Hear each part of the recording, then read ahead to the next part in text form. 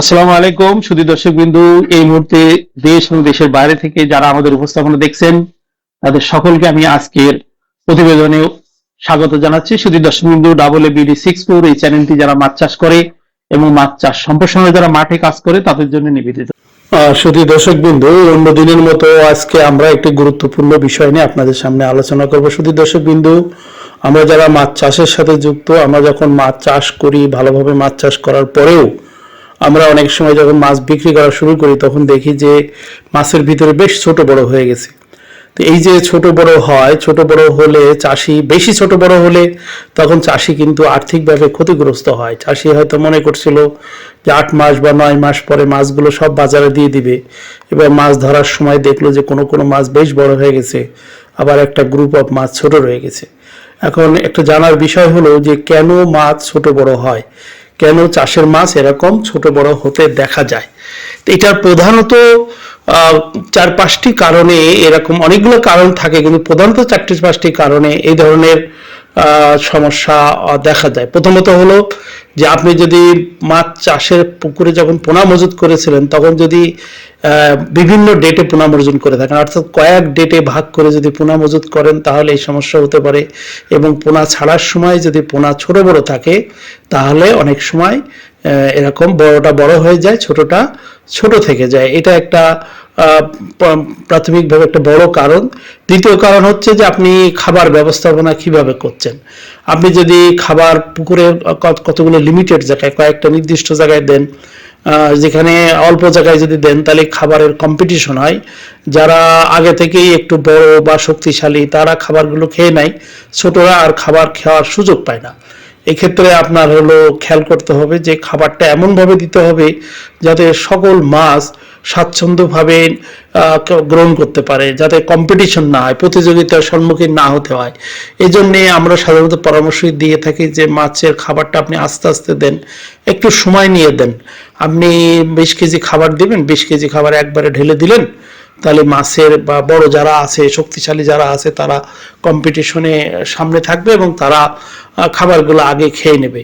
ফলে যারা একটু দুর্বল, যারা একটু সাইজে ছোট, তারা এই খাবার খাওয়ার সুযোগ পায় না। এই জন্যে আপনি ইনস্টলমেন্ট, অর্থাৎ প্রথমে কিছুটা খাবার দিলেন, তারপরে মাঝখানে আবার একটু কিছু খাবার দিলেন, এরকম 3-4 ভাগে ভাগ করে খাবারগুলো দিলে, একটু জায়গা বড় করে নিলে খাবার দিলে, যদি ট্রে সিস্টেমে দেন তাহলে ট্রের সংখ্যা যদি একটু বাড়িয়ে দেন তাহলে এই কম্পিটিশনটা হবে না এবং মাছ সবাই সমভাবে খাবার সুযোগ পায়। যেমন চিংড়িতে ছোট বড় হয় বলে আমরা এই যে গ্যাপ ফিডিং বলা হয়, যে আপনি ধরেন বিকেল 5টার সময় খাবার দিচ্ছেন, তো সব খাবার 5টার সময় না দিয়ে হয়তো 4 ভাগের 3 ভাগ খাবার 5টার সময় দিয়ে দিল, আধা ঘন্টা 45 মিনিট পরে বাকি খাবারটা আপনার পুকুরের কিনার দিয়ে ছিটাই দেয়, যাতে যারা দুর্বল ছিল, ছোট ছিল, তারা যেন এই সময় এসে খাবারটা খেতে পারে। এটাকে বলা হয় গ্যাপ ফিডিং। এটা চিংড়ি মাছের ক্ষেত্রে এটা করা হয়। 3 নম্বর কারণ হচ্ছে যে জেনেটিক্যালি এখানে একটা কারণ আছে, অনেকগুলো কারণের ভিতরে একটি কারণ জেনেটিক্যালি। যেমন মানে কলিতাত্ত্বিকভাবে কোনো প্রজাতির মাছের মেল মাছ বড় হয়, যেমন আপনার আপনার চিংড়ি মাছের ক্ষেত্রে, গলদা চিংড়ির ক্ষেত্রে মেলগুলো বড় হয়। আবার কোনো মাছ আছে, কোনো প্রজাতির মাছ আছে ফিমেলগুলো বড় হয়, যেমন শিং মাছ, কই মাছ, এরা যেমন এগুলো বড় হয়, এটা জেনেটিক্যালি। যেমন আপনার তেলাপিয়ার ক্ষেত্রে আপনার বেটা মাছটা বড় হয়, তুলনামূলক বড় হয়। খুব বেশি পার্থক্য দেখা দেয় শিং মাছে, যেখানে মেল ফিমেল, এবং কই মাছের ভিতরেও মেল ফিমেলের গ্রোথের পার্থক্য থাকে। এটা একটা জেনেটিক্যাল সমস্যা। এই জন্যে আপনার অনেকেই একটা নির্দিষ্ট সাইজ হওয়ার পরে বড় ছোট আলাদা করে চাষ করতে দেখা যায় অনেকে। তো রুই জাতীয় মাছের ভিতরে পার্থক্যটা এত বেশি না, জেনেটিক্যাল পার্থক্যটা এত বেশি না, মোটামুটি কাছাকাছি, খুব বেশি তফাৎ দেখা যায় না। তৃতীয় কারণ হচ্ছে যে আপনার ওয়াটার কোয়ালিটি। পুকুরের যে পুকুরে আমরা মাছ চাষ করছি সেই পুকুরে হর হামেশাই আপনার গ্যাসের সমস্যা হচ্ছে, হর হামেশা আপনার অক্সিজেনের ঘাটতি পড়ছে। এই ধরনের যদি কোনো প্রবলেম থাকে তাহলে মাছ আপনার স্ট্রেস সৃষ্টি হয় মাছের, এবং সেখানে দুর্বল মাছগুলো এই স্ট্রেস বা এই ক্ষতিকর উপাদান দ্বারা সহজে প্রভাবিত হয় এবং তারা কম্পিটিশনে পিছিয়ে পড়ে। এই জন্যই পুকুরের ওয়াটার প্যারামিটারগুলো যেমন অক্সিজেন লেভেল, আপনার অ্যামোনিয়া, হার্ডনেস, হাইড্রোজেন সালফাইড, এগুলো অপটিমাম মাত্রায় রাখার চেষ্টা করতে হয়। অর্থাৎ পানির ব্যবস্থাপনাটা ভালো রাখতে হবে, সময় মতো চুন দিতে হবে, সময় মতো লবণ দিতে হবে, সময়ে প্রয়োজন হলে পানি অ্যাডিশনালি পরিষ্কার ফ্রেশ পানি দিতে হবে, যাতে পুকুরের পানির পরিবেশ যদি ভালো রাখা যায়, ভালো পরিবেশ নিশ্চিত করা যায়, তাহলে এই ছোট বড় এই কারণে ছোট বড় হওয়াটা কমে যাবে। পঞ্চম কারণ হচ্ছে, সর্বশেষ পঞ্চম কারণ হচ্ছে, মাছ যদি রোগ আক্রান্ত হয়, পরজীবী দ্বারা আক্রান্ত হয়, অ্যাঙ্কার ওয়ার্ম দ্বারা আক্রান্ত হয়, আরগুলাস দ্বারা আক্রান্ত হয়, বা অন্য রোগ দিয়ে যদি অন্য কোনো রোগে যদি কোনো গ্রুপ অফ ফিশ, অর্থাৎ আপনার পুকুরে 10,000 মাছ চাষ করতেছেন, 2,000 মাছ এই রোগে আক্রান্ত হলো এবং আপনি চিকিৎসা করলেন, একটা অংশ সেরে গেল, কিন্তু রোগের দ্বারা আক্রান্ত হওয়ার কারণে এই রোগে আক্রান্ত মাছগুলোর একটা অংশ আপনার এই গ্রোথের আপনার হলো পিছিয়ে পড়ে যায়।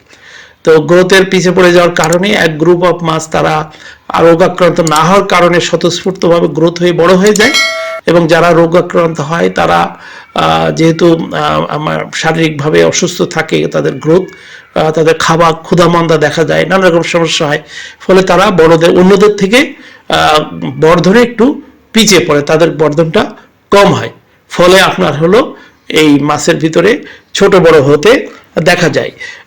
মূল আরো অনেকগুলা কারণ, প্রকৃতি নানা রকম কারণ আপনার ঘটতে পারে, তবে আমি যে প্রধান 5টা কারণের কথা আপনার সামনে তুলে ধরলাম, এই প্রধান 5টা কারণে চাষের মাছের ভিতরে আপনার ছোট বড় হতে দেখা দেয়। এছাড়াও চাষের পুকুরের গভীরতা আরেকটি কারণ, যার কারণে মাছের ছোট বড় হতে দেখা যায়। যদি চাষের পুকুরের গভীরতা যথেষ্ট পরিমাণ না হয়, তাহলে পুকুরে যে মাছ চাষের জন্য যে 3টে স্তর থাকে, সেই 3টে স্তরের ঘাটতি পড়ে, ফলে যে স্তরের ঘাটতি পড়ে সেই স্তরে যে মাছ থাকে সেই মাছটা অস্বস্তিতে পড়ে যায়, বা সেই মাছটা তার স্বাভাবিক পরিবেশ পায় না, ফলে সে স্ট্রেস ফিল করে এবং তার স্বাভাবিক গ্রোথ হয় না। এই জন্যে পুকুরের গভীরতা, যদি কার্প জাতীয় মাছ চাষ হয়, বড় জাতীয় মাছ চাষ হয়, তা অবশ্যই 6-7 ফিটের বেশি হতে হবে।